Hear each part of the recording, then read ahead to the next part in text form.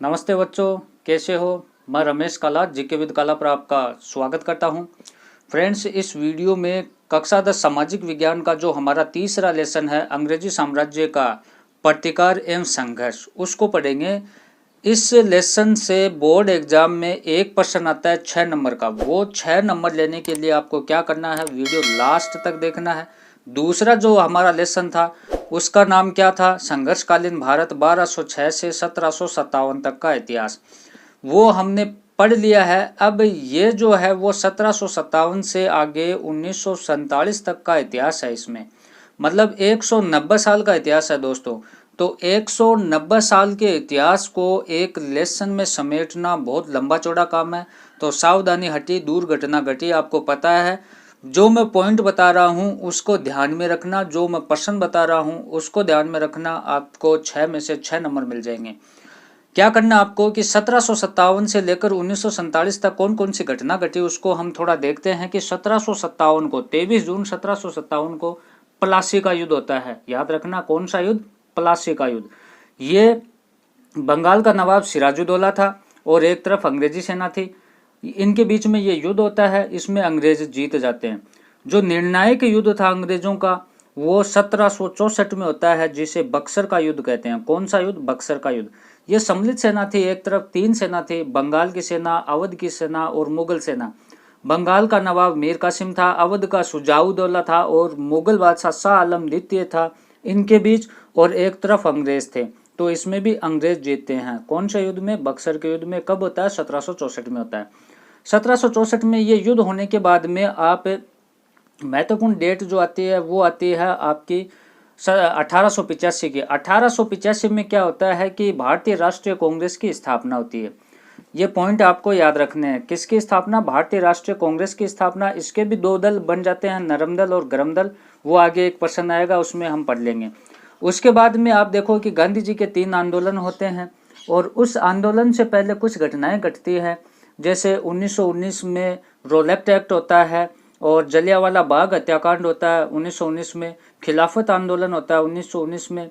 असहयोग आंदोलन होता है। फिर चोरी चोरा कांड होता है। साइमन कमीशन भारत आता है। गांधी इरविन समझौता होता है। मतलब कि कई जो 1757 से लेकर 1947 तक कई घटनाएं घटती हैं।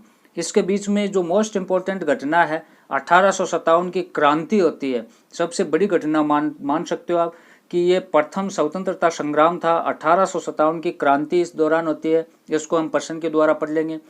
कई युद्ध होते हैं, जैसे अंग्रेजों के और मराठों के बीच युद्ध होते हैं, जैसे आंग्ल मराठा युद्ध, प्रथम आंग्ल मराठा युद्ध, द्वितीय आंग्ल मराठा युद्ध, इस प्रकार से होते हैं। आंग्ल मैसूर युद्ध होते हैं, हैदर अली और अंग्रेजों के बीच होते हैं और अंग्रेजों और टीपू सुल्तान के बीच होते हैं। कई प्रकार के इसमें युद्ध होते हैं। तो इस घटना को हम, बहुत ही लंबा चौड़ा टॉपिक है लेकिन जो मैं बता रहा हूँ इन प्रश्नों को आप ध्यान रखें। पहला हमारा मोस्ट इंपॉर्टेंट क्वेश्चन है कि 1857 की क्रांति पर एक लेख लिखिए। 1857 की क्रांति आपको पढ़नी है दोस्तों। उसके कारण क्या थे, एक दिन में क्रांति नहीं हुई। क्रांति के कारण क्या क्या थे, क्रांति का स्वरूप किस प्रकार का था, क्रांति के परिणाम क्या निकले। अब आपको लग रहा है कि ये उत्तर हमें कहाँ से मिलेंगे दोस्तों। ये 1857 की क्रांति मैंने करवा रखी है कक्षा 10 सामाजिक विज्ञान क्रेश कोर्स के नाम से। सामाजिक विज्ञान है, वहाँ मैंने अच्छी तरीके से सामाजिक विज्ञान करवा रखी है। डिस्क्रिप्शन में उसका लिंक है, उस प्ले लिस्ट से आप पढ़ें दोस्तों। तो 1857 की क्रांति उसमें आपको मिल जाएगी। दूसरा, असहयोग आंदोलन के कार्यक्रमों पर प्रकाश डालते हुए गांधी जी ने क्यों स्थगित कर दिया। जो देखो आपका असहयोग आंदोलन था, असहयोग आंदोलन के बारे में आपको बताना है। असहयोग आंदोलन 1920 में होता है। गांधी जी क्यों करते हैं कि रोलेक्ट एक्ट होता है और कौन कौन सी घटना होती है इसमें, जलियांवाला बाग हत्याकांड होता है। और इन घटनाओं से परेशान होकर गांधी जी असहयोग आंदोलन करते हैं। कौन सा आंदोलन करते हैं, असहयोग आंदोलन करते हैं। और इसमें होता क्या है कि जो सरकारी स्कूल और कॉलेज थे अंग्रेजों के थे उनका बहिष्कार किया जाता है और जो वकील थे वो अदालतों का बहिष्कार करते हैं और इसमें छुआछूत का विरोध किया जाता है और जो नशीले पदार्थ थे उनका बहिष्कार किया जाता है। इस प्रकार की इसमें घटना होती है और इसे स्थगित क्यों कर दिया जाता है कि गोरखपुर उत्तर प्रदेश में एक चौरी चौरा नामक स्थान है और वहाँ पर क्या होता है, चौरी चौरा स्थान पर एक थाने को जो लोग थे वो जला देते हैं, जिसमें 22 पुलिसकर्मी है वो जिंदा जल जाते हैं। उसके बाद में गांधी जी इस आंदोलन को वापस ले लेते हैं। तो इस प्रकार से आपको इस क्वेश्चन में लिखना है। सन 1919 ईस्वी, तीसरा क्वेश्चन देखो, सन 1919 ईस्वी और 1947 ईस्वी के बीच घटित भारतीय राष्ट्रीय आंदोलन के घटनाओं का विश्लेषण कीजिए। ये क्वेश्चन है 1919 से लेकर 1947 के बीच में कौन कौन सी घटनाएं घटित होती हैं इस युग को, कौन से को, 1919 से लेकर 1947 वाले को। इसे क्या कहते हैं दोस्तों?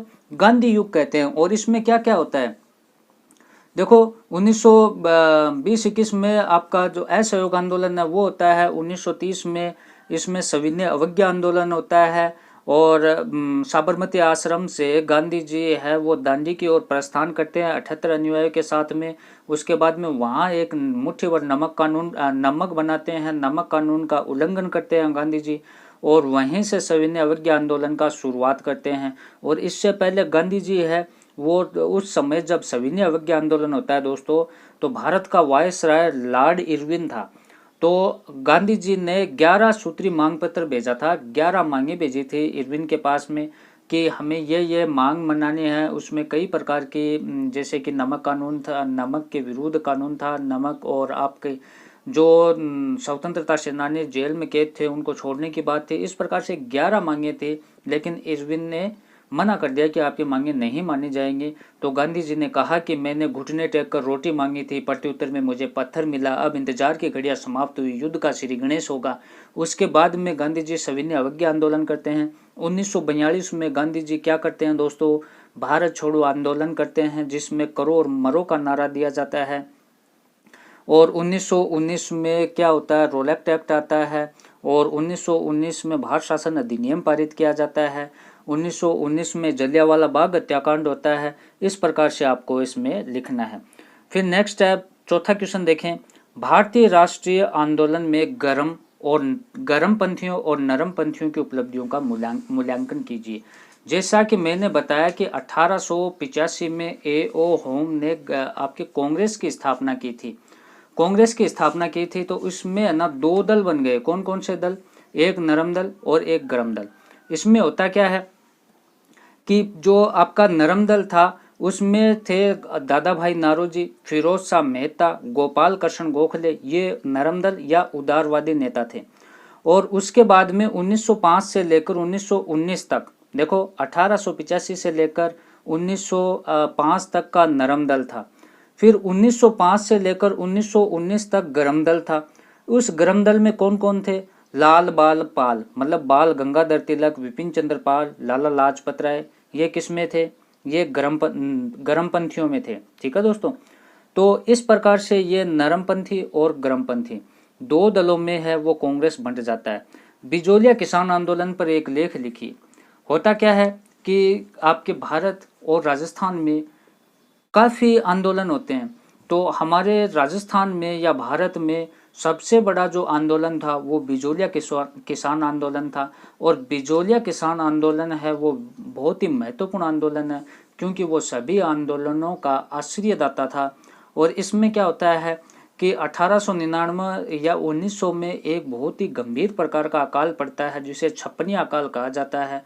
और इस अकाल की स्थिति में वहाँ के लोगों पर ब्रिटिश सरकार ने 84 प्रकार के कर लगा दिए थे, 84 टाइप के कर लगा दिए थे। तो उसमें वहाँ की जनता परेशान हो गई, और उसके एवज में, उसके बदले में उसने आंदोलन कर लिया। बहुत लंबा आंदोलन था, बड़ा आंदोलन था, जिसे बिजोलिया किसान आंदोलन कहा जाता है। कई आंदोलन है, भगत आंदोलन है, अलवर आंदोलन है, बेंगू किसान आंदोलन है, अलवर वाला नीमूचन्ना किसान आंदोलन है। तो इन सभी के बारे में आपको पढ़ना है।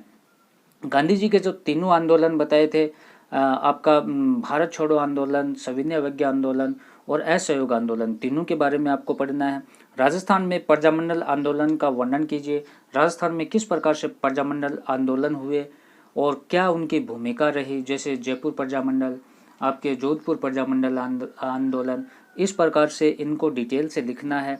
कक्षा 10 सामाजिक विज्ञान की जो कक्षा 10 सामाजिक विज्ञान क्रेश कोर्स के नाम से जो मैंने प्ले लिस्ट बना रखी है, वहाँ से सामाजिक विज्ञान को कम समय में आप पढ़कर बहुत ही अच्छे अंक लेकर आ सको दोस्तों। लास्ट हमारा क्वेश्चन है, 7वां क्वेश्चन है कि भारतीय राष्ट्रीय कांग्रेस के गठन के पीछे ब्रिटिश सरकार और भारतीयों के मुख्य उद्देश्य क्या थे। जब भारतीय राष्ट्रीय कांग्रेस की स्थापना की गई 1885 में ए.ओ. ह्यूम के द्वारा, इसके पीछे ब्रिटिश सरकार और भारतीयों के मुख्य उद्देश्य क्या थे। ब्रिटिश सरकार सोच रही थी कि इसके माध्यम से हम क्या है कि भारतीय लोगों पर हुकूमत करते रहेंगे और भारत के लोगों को लगेगा कि ये हमारी संस्था है और इसके माध्यम से हम अंग्रेजों तक बात पहुंचा सकेंगे। तो दोनों का उद्देश्य लगभग एक जैसा था कि अंग्रेजों का उद्देश्य इसमें घातक था। अंग्रेजों का लगता था कि भारतीय लोग ये सोचेंगे कि ये हमारी संस्था है और इनमें हम हमारे अकॉर्डिंग हमारे मनमाने से इसमें काम करवाएंगे, और भारतीयों को लगता था कि चलो अच्छी है, इसके माध्यम से कम अंग्रेजों तक अपनी बात तो पहुंचा पाएंगे। तो आपको इसमें डिटेल से पढ़ना है। नेक्स्ट है, भारतीय राष्ट्रीय आंदोलन में श्यामजी कृष्ण वर्मा और विनायक दामोदर सावरकर के योगदान का मूल्यांकन कीजिए। दोस्तों बहुत ही अच्छे क्वेश्चन थे, 8 के 8 क्वेश्चन, इन्हीं में से आपको बोर्ड एग्जाम में मिलेंगे क्वेश्चन, तो आप इनको अच्छी तरीके से तैयार करें। वीडियो अगर पसंद आया तो वीडियो को लाइक करें, शेयर करें। चैनल पे आप नए हैं तो चैनल को सब्सक्राइब कर लें। धन्यवाद दोस्तों, बाय।